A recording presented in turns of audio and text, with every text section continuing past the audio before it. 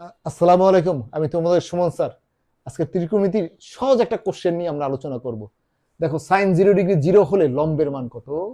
Cause 0 degree সমান সমান 1 হলে ভূমির মান কত?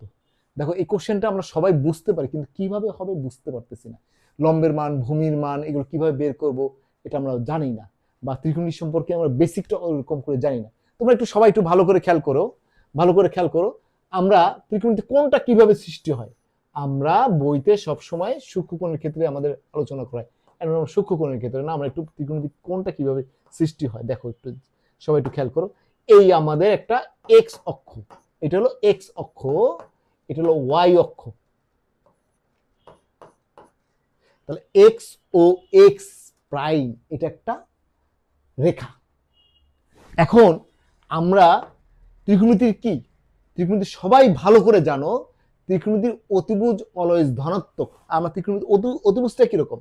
অতিভুজটা হলো এই হলো অতিভুজটা, এই যে অতিভুজটা, এই যে অতিভুজটা, এই হলো রশ্মিটা, এই রশ্মিটা এই লেভেল বরাবর ঘুরতে পারে, এই লেভেল বরাবর ঘুরতে পারে।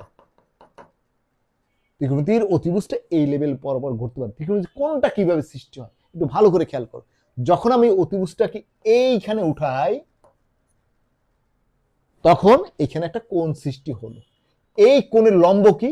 এই যে অতিভুজের শীর্ষ থেকে আদি রেখার উপর যে লম্ব টানা হয় এইটাই লম্ব, এবং ভূমি কোণটা মূল বিন্দু থেকে লম্বের পাদবিন্দুর দূরত্ব।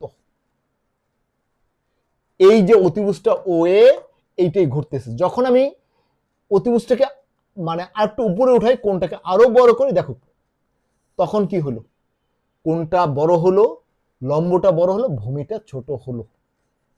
যখন এই বরাবর উঠাই তখন কি হলো, তখন হলো এই দেখো, ভূমিটা আরো ছোট হলো, লম্বটা আরো বড় হলো। যখন একেবারে লম্ব বরাবর রেখে দিলাম, তখন কি লম্ব আর অতিভুজ সমান হয়ে গেল। আবার আমি উল্টা দিকে একটু চিন্তা করি, দেখো কোনটাকে ছোট করলাম, লম্বটা বড় হলো, সরি ভূমিটা বড় হলো, লম্বটা ছোট হলো।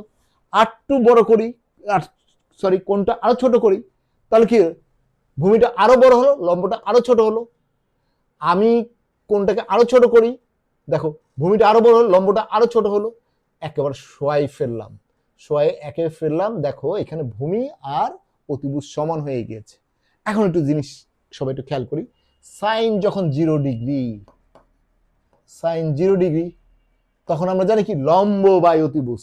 0 ডিগ্রির ক্ষেত্রে এখানে লম্ব আছে নাই, তখন কি হবে, এই যে 0 বাই এই যে অতিভুজ সমান 0।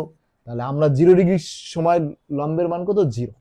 আবার তুমি দেখো কস 0 ডিগ্রি, কস 0 ডিগ্রি, তখন কি, দেখো লম্ব সরি ভূমি আর অতিভুজ সমান, ওএ সমান সমান ওএ বাই ওএ, কাটাকাটি গেলে 1।